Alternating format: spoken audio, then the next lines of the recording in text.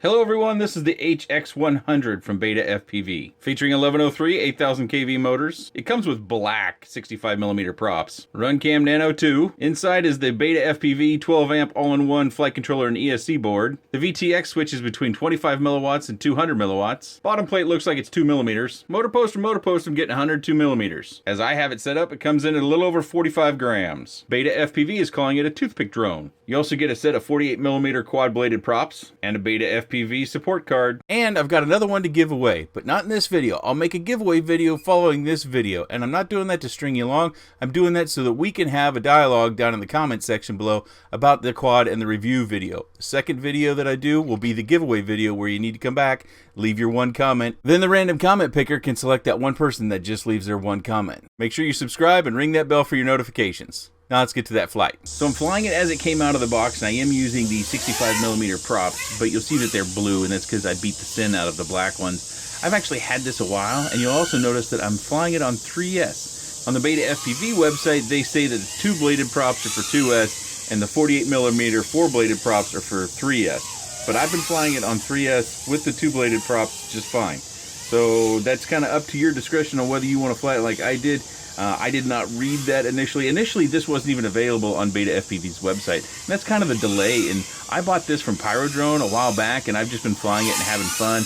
And I really didn't know if I'd be doing a review video on it or not. I kind of thought I would eventually, but because of a crash and a breakage, I was a little bit concerned about doing a review video, not knowing the status of HumQuad. Now, all indications in the box were that it was a BetaFPV product. It's got a BetaFPV Motors, a BetaFPV board, it's got a canopy that looks like BetaFPV, it's got a BetaFPV battery strap, the support card inside's got BetaFPV printed on it, so everything indicated BetaFPV, but it kept coming out as HumQuad, and I wasn't certain about who HumQuad was, and are we going to be able to get parts? The main one being the one I broke, which is the frame. Pleased to find that BetaFPV has apparently shifted their plans to release this under a different brand or name, and they've brought it back under the fold, and they also have frames available to purchase. Because I did break my frame, I'll show the flight footage where it did break, and then we get to look at the carbon and where it broke at back at the desk, and that will be kind of one thing that you'll want to watch out for. If you're kind of early in your FPV journey and you still crash hard and a lot, and breaking stuff you're adverse to, it's something to be aware of, because it is probably going to break in most people's hands if you're flying and crashing enough. And it's only 2mm, and that's one of the magical things about these, is you've got to keep them light or they just don't fly very well. The more weight you add, you have to offset that weight with performance, right? So once you start getting above 40 grams and you start pushing 45 grams, you've got to keep it in that range or it starts to fly differently, or you've got to add bigger motors and different props to get it to fly the way you want it to fly if you're building. So it's something to keep in mind that, you know, we keep looking for more performance out of this line or category of quads, and adding weight actually decreases performance. Sometimes we're willing to sacrifice that. You know, if you want a particular camera and you want a particular VTX and you want to run a particular thickness of frame, that might be something that you're looking at and saying, well, I'm not going to make those sacrifices, or not going to make all of them. I'll go ahead and sacrifice a little bit of weight to get what I want, whether it's a thicker carbon plate or a particular camera VTX or whatever that's adding weight that you're choosing to use. You can see it flies pretty well, but I've got a little bit of vertical bobble in there. We'll also look at that back at the desk too, because initially I didn't have that. Through my first probably week of having it, so probably 30 or so flights, the camera was rock stable, so much so that I ran out to Amazon and bought some more canopies. But our flight has ended and I've done our little flip over. We'll go back to the typical OSD and look at our ending voltage there. So here's a picture of the crash, and you can see it turned up that motor relatively dramatically. And if we look closely here at the quad, here's a layout of the carbon fiber, so you get to see that. I'll try to get the light on there just so. And it broke right up here. You can see how it's cracked there, and then it's cracked up there. I kind of flattened it out a little bit just because I was playing with it and I wondered if I could actually fly it more.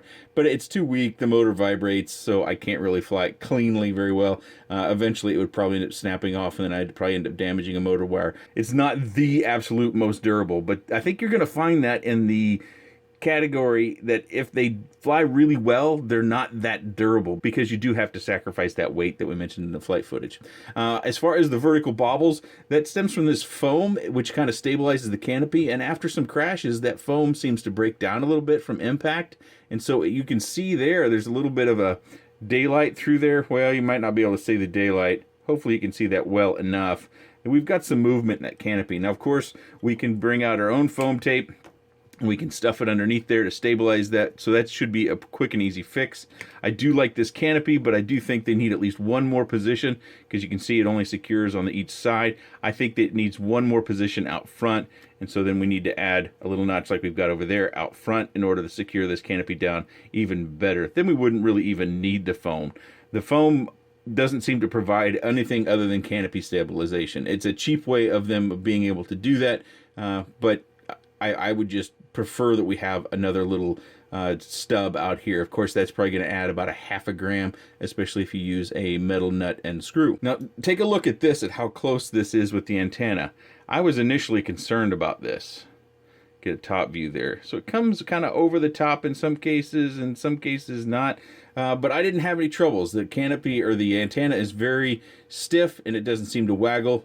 I didn't get any strikes. I think what you see there is probably just damage from crashes. When they crash and you tumble, you might get some prop strikes. But in flight, I didn't notice any prop strikes, and that's a good thing. The camera, you can't adjust it up even further. I had one flight, which I'll show in the bottom corner, where I had the camera even higher. See if I can just move it up there.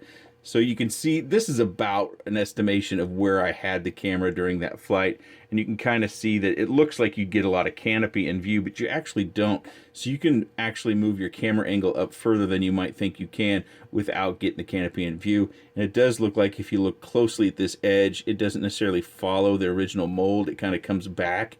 If you can see that right there.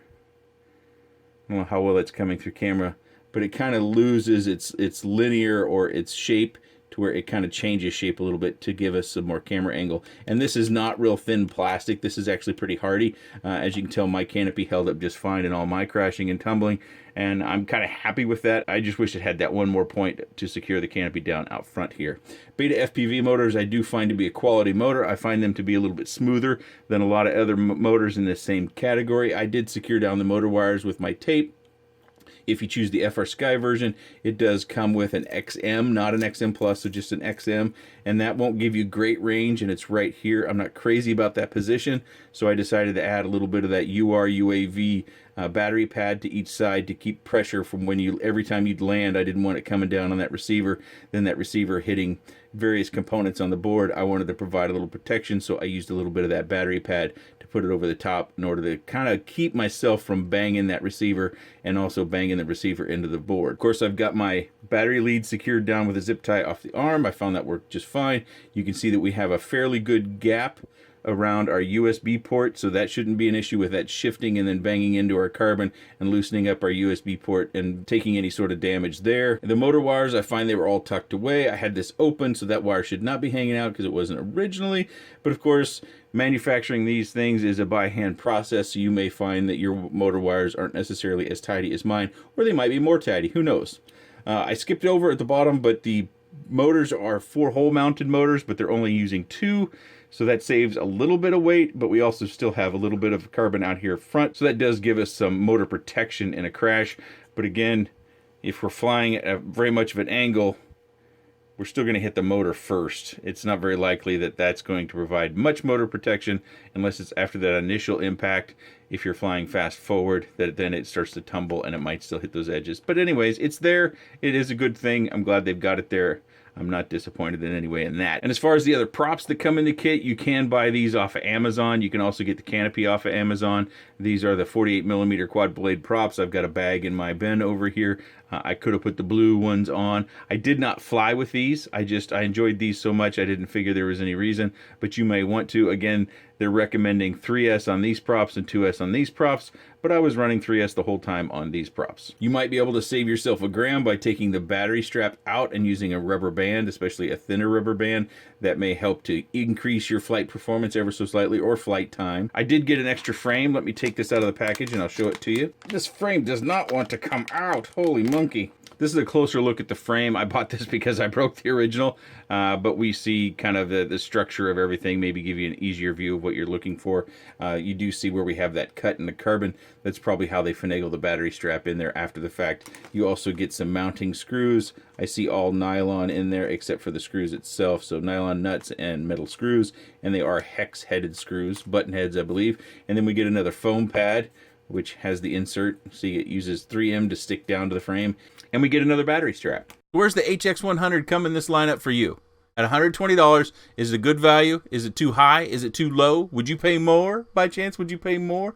What do you think about this quad? What do you think about the points that I pointed out and some of the things that I talked about otherwise in this category? What we should look for, what we're willing to sacrifice. I'm very interested in knowing your thoughts. Remember, in the next video, which I'll record right after this video, I'll have a giveaway of one of these. You can win one fresh, still in the cellophane box. I found it. If you have any comments, questions, suggestions, or otherwise, please let me know in that section down below. I appreciate your time, and thanks for watching.